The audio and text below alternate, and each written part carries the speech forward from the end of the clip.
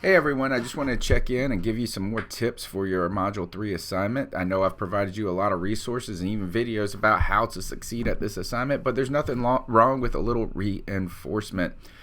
Let's go ahead and jump into it. Number one, make sure that you are applying the themes from your assignment notebooks to the construction of your module assignment. Number two, make sure that you are checking the feedback that I provided to those assignment notebooks and then revising or at least applying that to the construction of your assignment going forward. Next, let's jump into the content of this assignment. There's kind of three objectives that I want you to focus on. Number one, in this memo, you're going to be articulating to the journalist at American History Learner what yellow journalism is, or at least the climate of our competition. Now, the key, first of all, is to not make this discussion too thin, to support it, to bring in components from Campbell in your description.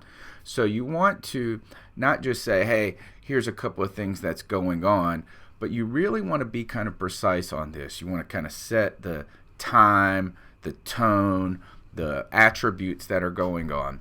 Number two, and also strategies and goals. Don't forget that is like how these strategies are related to the goals that the competition is using. And you really want to emphasize a lot of those themes from that Module 1 assignment notebook. Number two, you really need to get into the potential consequences that this could bring about politically and socially if you adopt these strategies, or at least the competition, what happens when they adopt these strategies. And I want you to bring in some real historical examples. I think you can look at Module 2, Module Assignment 3, the Notebook 2, Part 2, and Part 3 when thinking about this. Now, the next content objective is that as we're going on is that, or at least it's like a construction objective, composition objective, is to bring in source material, primary source material. In this case, you have your first primary source that you've worked with this semester in Teddy Roosevelt's speech. So you want to integrate this in support, and please don't just force integrate this in, but make it a real component of your memo, right? And what I mean by that is you want to focus on some of the themes that were addressed in his speech and really bring in some powerful points from that speech to support your analysis throughout. Next, you're going to have to make a decision about the future of the newspaper, right?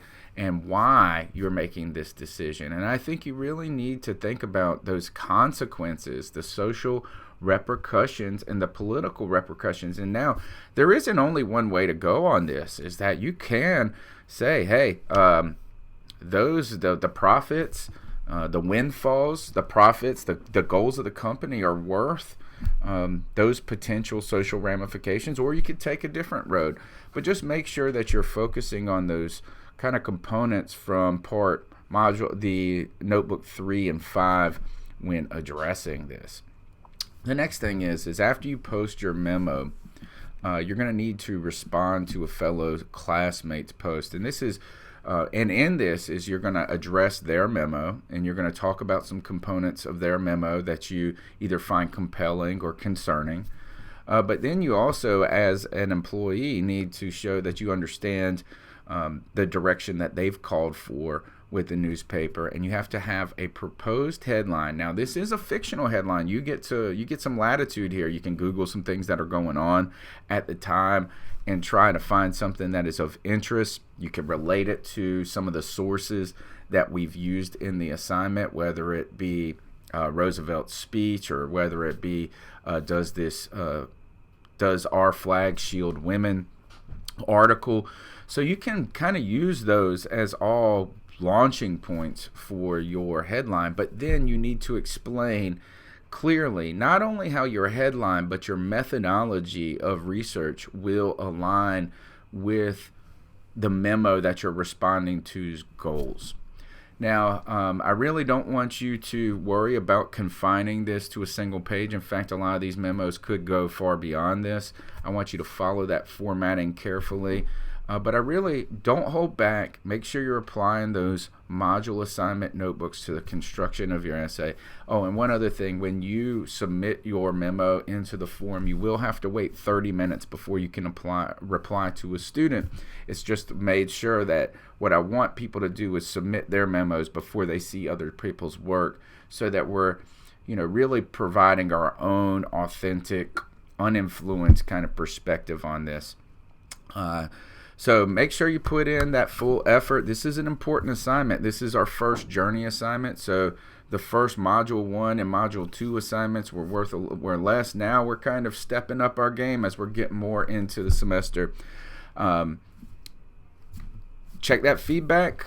Do your best. Polish your work. Follow the memo format and have fun with it.